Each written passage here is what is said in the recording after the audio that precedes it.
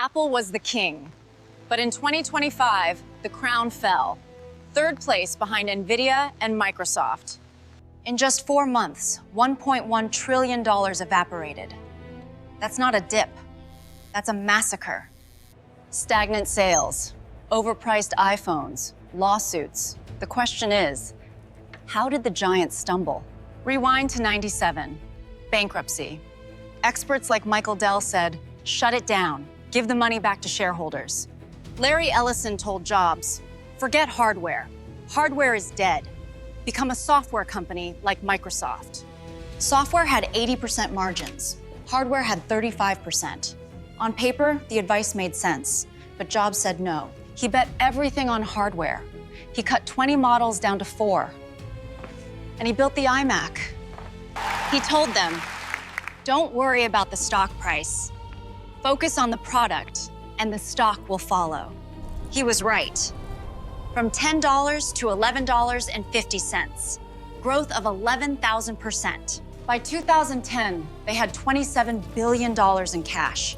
They were drowning in money, and they didn't know how to spend it. Jobs asked Warren Buffett for advice. Buffett said, buy back your stock. Jobs refused. Jobs wanted a company with cash, not a financial scheme. But in 2011, the era of Jobs ended. 2006, Steve sends an email. It turns out Michael wasn't perfect at predicting the future. iMac, iPod, iPhone, iPad, a major revolution every other year. The stock didn't just grow, it exploded. By 2010, they beat Microsoft. Steve proved that listening to customers pays better than listening to Wall Street. But success brought a new problem. $40 billion in the bank.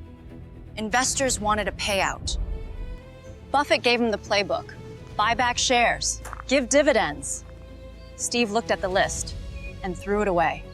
He said, our goal is to increase value, not manipulate the stock price. He refused to give a single cent back.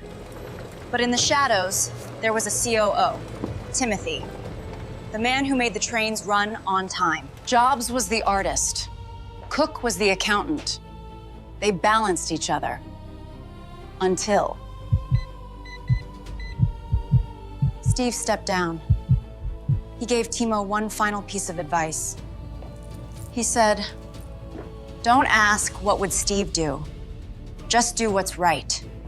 But what's right depends on who you ask. To an accountant, right means profit. And so, the era of Steve Jobs ended. The era of financial engineering began. Late 2011, the founder was gone. Enter Timothy. He wasn't a visionary. He was a master of logistics. Timothy's superpower wasn't design. It was efficiency, cutting costs, maximizing every cent. The founder was a product genius. Timothy was a financial genius. For a while, it seemed like the perfect match.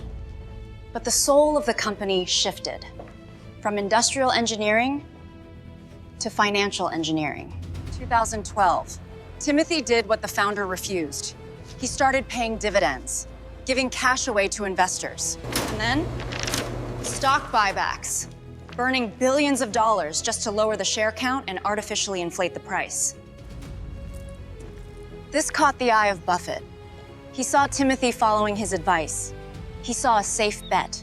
2016, Buffett invested $1 billion, a shock to everyone, because Buffett usually hates tech. He said, if it's complex technology, we won't understand it.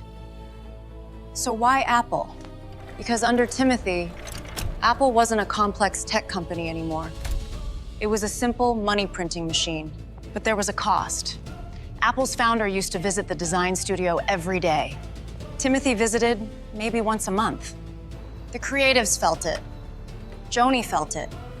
The passion for the product was being replaced by the passion for the profit. 2014, the Apple Watch. Joni didn't want a tech launch. He wanted a fashion show. He wanted to build a temporary building. Cost? $25 million. The finance team was horrified. Timothy sided with Joni. Just do it, he said. But the damage was done. Creativity was now a line item expense. Joni began to check out, showing up late, working from home. The magic was fading. Timothy replaced visionaries with number crunchers. Designers complained, "We are just turning the crank." iPhone 6, 6S, 7, 8. 4 years, the same design. Innovation was on pause. For 7 years, the price stayed flat, $650. In reality, phones were getting cheaper to make. But in 2017, they flipped the switch. The goal wasn't market share anymore. It was extraction. The iPhone X, $1,000, a 30% price hike overnight. And it didn't stop. $1,100, $1,200, $1,600. They tested how much pain you could take. Average selling price skyrocketed. Profits soared. But the products? They stayed exactly the same. Innovation slowed to a crawl. And then they started selling promises they couldn't keep. Internal emails leaked. Executives said, "We need to set a stake in the ground for what is good enough. Innovate just enough to keep you buying, but not enough to hurt their profit margins." This is corporate greed, and it led them to make a promise they couldn't keep. 2017, AirPower, a wireless charger that could charge 3 devices at once, anywhere on the mat. Phil Schiller was careful. He said, "It's a sneak peek." He didn't say it was ready. He said, "Our team knows how to do this." The truth? They had no idea. Physics was against them. Early 2018 passed, mid-2018 passed, late 2018. Silence. The product was a ghost. They scrubbed the website. They pretended it never happened. But they made a mistake. They printed AirPower on the packaging of the new iPhones. They were selling a feature that didn't exist. March 2019, the email went out. AirPower will not achieve our high standards. Canceled. For the first time in history, Apple publicly failed. They announced a product they couldn't build. But instead of learning, this became the new normal. Announce early, deliver late, or never. 2011, they were first. Siri, a voice assistant years ahead of its time. But they let it rot. Google and Amazon caught up fast. By 2017, Siri only answered 62% of questions correctly. The others, 90%. Executives shrugged. "It's a hard problem," they said. "It will get better." It didn't. Because Siri was built on old tech, manual rules. It wasn't learning. It was just reciting a script. 2022, the bomb dropped. ChatGPT. Generative AI. It was everything Siri was supposed to be. Apple executives scoffed. Craig Federighi said, "You won't have to chat with the thing." They didn't get it. Suddenly, they were years behind. Microsoft had OpenAI. Google had Gemini. Apple had a script reader. To catch up, they needed chips.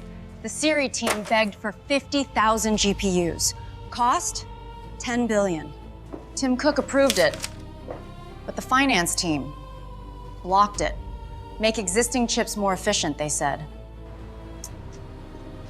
So instead of owning the hardware, they had to rent it from Google. Humiliating. They wouldn't spend $10 billion on the future. But that same year, they spent $77 billion buying back their own stock. Finance won. Product lost. And the AI gap became a canyon. Cook had nothing. No chips, no model. But he had to show something. So they improvised. Insiders say the demos were fabricated, a smoke and mirrors show to calm the investors. Apple Intelligence. It sounded magical, but when it launched, it was a hallucination. It summarized fake news. A headline about a shooting suspect shouting became "Suspect shoots himself." Editors called it clearly not ready, but Apple didn't care. They needed the stock to go up. And the catch? You had to buy the new iPhone 16 to get it. A $1,000 ticket to a broken show. The US District Court sued. False advertising. Selling features that didn't exist. First it was October, then December. Now insiders say the real Siri won't be ready until 2027. 5 years after ChatGPT. In the tech world, 5 years is a death sentence. They sacrificed trust to save the quarterly earnings. The accountant finally went too far. And now, we look at the verdict. Today, Apple isn't a hardware company. It's a hedge fund. In 2024, they spent $110 billion buying their own stock. But for research and development, only $30 billion. Compare that to the real innovators. Amazon spent $85 billion, Google $45 billion, Meta $39 billion. They are building the future. Apple is just buying its own past. One analyst praised Timothy. He listens to shareholders. Steve did not. That is exactly the problem. Timothy defended himself. He said, "We've rarely been first. There were smartphones before the iPhone." He argued, Apple invents the modern version, but he had it backward. With AI, Apple was first. Siri was the start. The modern version is ChatGPT, and Apple didn't build it. If this logic held true for phones, Apple would be BlackBerry, and someone else would be Apple. History is littered with giants who prioritized profit over product. Kodak, Nokia, BlackBerry. Apple invented the modern world, but today, they are just extracting rent from it. Greed fueled their rise, and that same greed is engineering their suicide. I am Althea. Thank you for walking through the wreckage of history with me. Until the next timeline.